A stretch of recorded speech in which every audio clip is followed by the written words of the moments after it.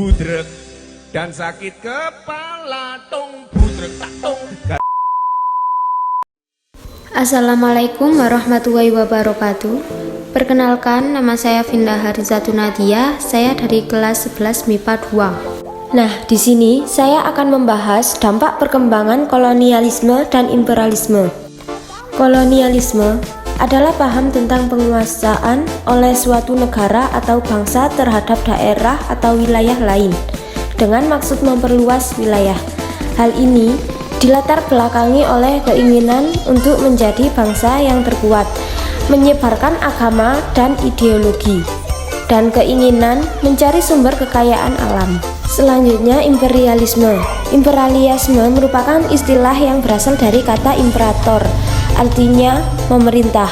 Nah, berarti imperialisme itu adalah suatu sistem dalam dunia politik yang bertujuan untuk menguasai negara lain dalam memperoleh kekuasaan atau keuntungan dari negara yang dikuasainya.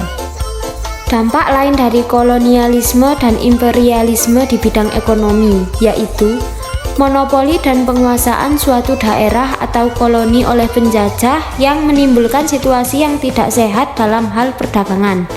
Perekonomian bergeser dari pertanian pangan menjadi industri perkebunan. Selanjutnya, apa tugas dari budaya politik? Bidang pengembangan budaya politik mempunyai tugas melaksanakan fasilitas organisasi politik dan organisasi kemasyarakatan dan pembinaan partisipasi politik. Setelah itu, apa yang dimaksud dengan bidang politik? Bidang politik mempunyai tugas pokok merencanakan kebijakan, mengkoordinasikan kegiatan, menganalisa atas pelaksanaan kegiatan di bidang sistem dan implementasi politik, kelembagaan politik pemerintahan, kelembagaan partai politik, budaya pendidikan politik, fasilitas pemilu, pilpres, dan pilkada, dan melakukan. Apa tujuan dari dibentuknya partai politik? 1. Tujuan umum partai politik adalah A. Mewujudkan cita-cita nasional bangsa Indonesia sebagaimana dimaksud dalam pembukaan Undang-Undang Dasar Negara Republik Indonesia tahun 1945. B. Mengembangkan kehidupan demokrasi berdasarkan Pancasila dengan menjunjung tinggi kedaulatan rakyat dalam negara kesatuan Republik Indonesia. Selanjutnya, ada apa saja dalam pemerintahan?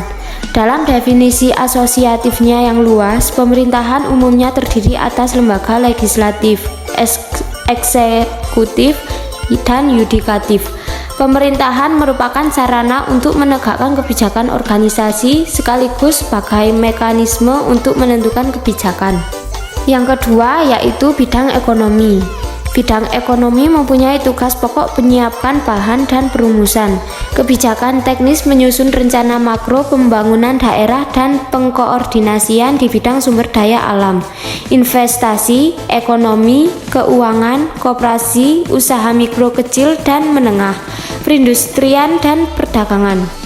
Fungsi dari bidang ekonomi yaitu 1. Penyusunan program kerja di bidang perencanaan ekonomi. 2. Penyiapan bahan perumusan kebijakan teknis, fasilitasi, koordinasi penyusunan rencana makro pembangunan daerah di bidang investasi. 3. Penyiapan bahan perumusan kebijakan teknis, fasilitasi, koordinasi penyusunan rencana makro pembangunan daerah di bidang sumber daya alam. 4. Penyiapan bahan perumusan kebijakan teknis, fasilitasi, koordinasi penyusunan rencana makro pembangunan daerah di bidang koperasi, perindustrian, perdagangan, usaha mikro, kecil, dan menengah. 5. Penyiapan bahan perumusan kebijakan teknis, fasilitasi, koordinasi menyusun rencana makro pembangunan daerah di bidang ekonomi dan keuangan. Yang terakhir, 6. Pelaksanaan fungsi lain yang diberikan oleh pemimpin sesuai dengan tugas dan fungsi yang ada. Bidang ekonomi dalam pelaksanaan tugasnya dibantu oleh 3 sub bidang terdiri dari 1. Sub bidang investasi, ekonomi, dan keuangan. 2.